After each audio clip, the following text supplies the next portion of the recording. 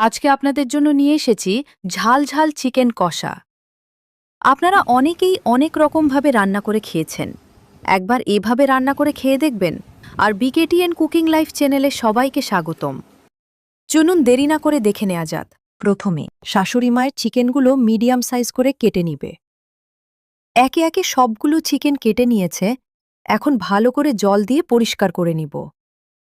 পরিষ্কার করা হয়েছে, দেখুন বন্ধুরা, কত সুন্দর পরিষ্কার হয়েছে। এদিকে আমি নিয়ে নিব 5টি রসুন, 5টি পেঁয়াজ। এভাবে পরিষ্কার করে নিয়ে নিব। একে একে সবগুলোকে পরিষ্কার করে নিয়ে নিচ্ছি। এখন আমি এগুলোকে জল দিয়ে ভালো করে পরিষ্কার করে নিয়ে নিব।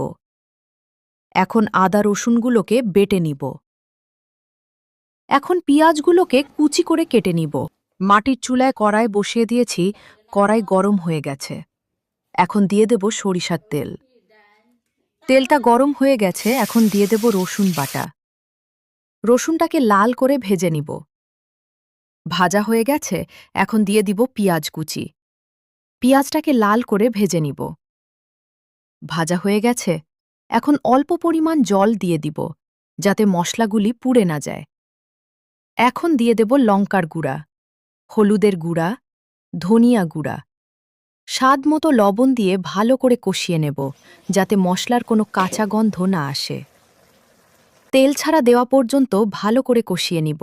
দেখুন বন্ধুরা, এখন তেল ছেড়ে দিয়েছে। দেখুন কি সুন্দর কালার এসেছে। এখন কেটে রাখা চিকেনগুলোকে একে একে সবগুলো দিয়ে দিব।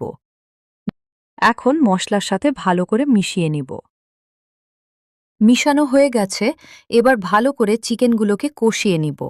এদিকে রান্না হতে থাক, আপনাদের সাথে দুটি কথা শেয়ার করি। একটি হলো, এই রান্নার মধ্যে বেশি পরিমাণ ঝোল রাখবেন না।